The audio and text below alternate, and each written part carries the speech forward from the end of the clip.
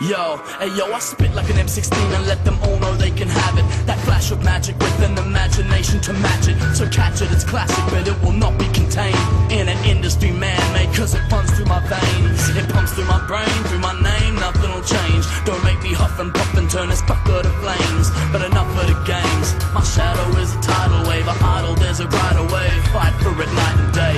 I'll build fires inspired to keep my hands warm. I've hopped through hurricanes and stepped through sandstorms. I've climbed cliffs, you can see what I'm doing. Even walked on water just to be here this evening. Right, so we found a nice little place to camp out for the night. We've got quite a lot of cover, quite a lot of thick trees and everything around here that's going to keep us from the wind. We've got a nice circle of good strong trees to lash up our tarps and hammocks. So hopefully we could have a good night's sleep.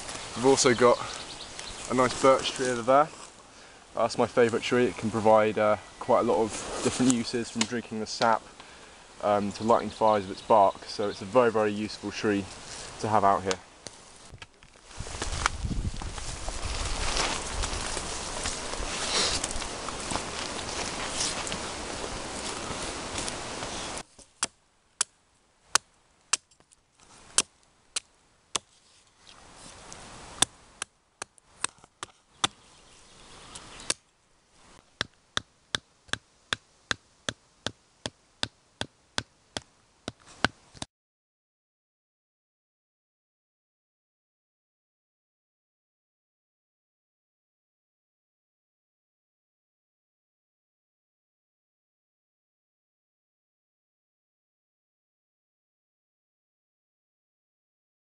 So this is my Gransfors Blux wildlife hatchet.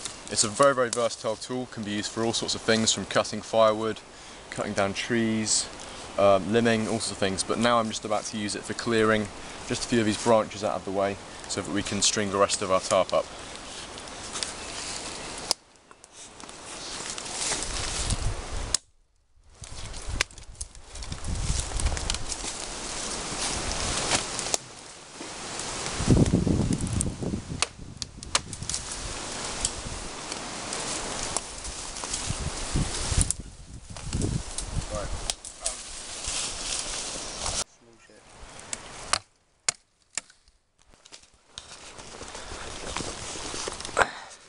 So this is essentially our home for the night.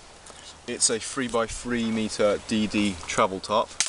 We've rigged this end here down on a bit of more of a slope because this is where the wind's coming from, so it acts like a bit more of a windbreak. And this area around here is where we're going to have our small campfire, and we'll just get this bit's opened up a little bit more so that the heat can go into the tarp and warm us up during the night. These tarps are great because they're extremely lightweight, and they also cover quite a lot, so you get a lot of shelter for the weight that you're packing. Right, so the two styles of knife that I've brought with me for this trip. The first one, a lot of you have probably seen in many of my videos.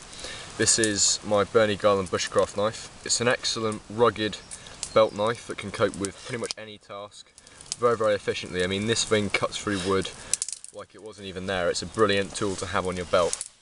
And then we have this, which is a lot larger. This is a Leku knife made by myself, inspired by the Finnish Lekus, and this is much more of a hacking, chopping tool rather than a carving and slicing tool.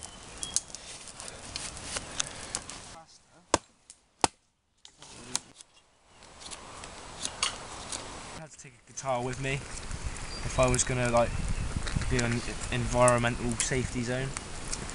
Yeah?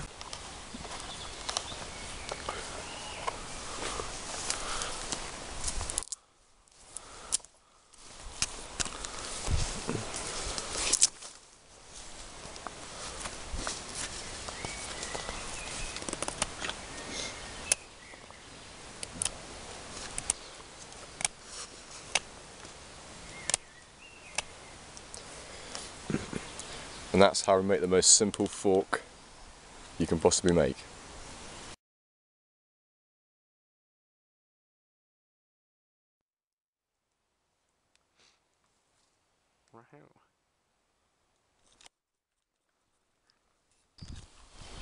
Right, so we've just had our dinner and we're just going to now head out into the fields around there.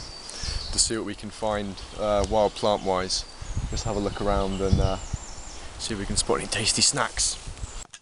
Right, so what we have here is a plant called burdock, and the root down there is absolutely packed full of starch. So what we're going to do is we're going to dig that up and roast it over fire for a bit of a potatoey snack. So once you've dug it up, you get a root that looks something like this. They can get a lot bigger than this. Some of them can be like literally pretty huge. But basically roast that up in the fire and peel all the bark away, and you've got yourself quite a nice starchy meal.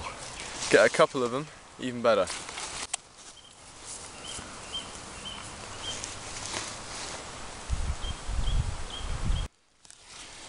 Just taking the burdock out of the fire and it looks pretty much good to go.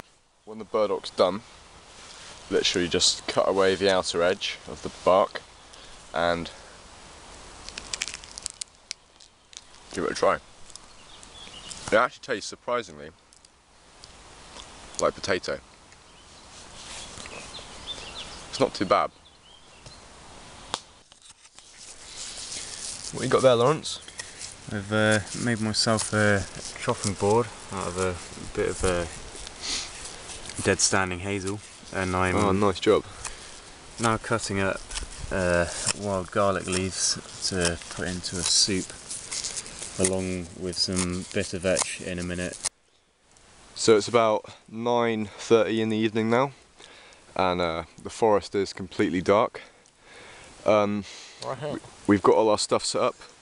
Right here I have my Snug Pack Softy 9 hot sleeping bag, bivvy bag, just a pillow just here made out of, well, it's basically my jacket that's just been stuffed into the sack I use for my sleeping mat, self-inflated sleeping mat. I've got a standard sleeping bag, mate. Sam's sleeping bag is pretty standard. It's a 4-season Everest sleeping bag. He's using a standard Thermarest self-inflatable mat. Laurence is using a, what's your one, Laurence? It's a Trekmate, isn't it? Yeah, Trekmate sleeping bag and a basic foam pad. So hopefully this should give us a pretty good night's sleep. Well, it's currently, I don't know what the time is actually, but I don't know if you can see. Josh has gone to sleep, but it's quite late. It's 2:15 and I can't sleep, so, and neither can Laurence, so I'm just stoking up the fire and trying to keep warm. My beast. It's getting really dark and we're hearing just scary noises in the forest, so just topping up the fire. Gonna roll myself a cigarette, just chill out until I fall asleep.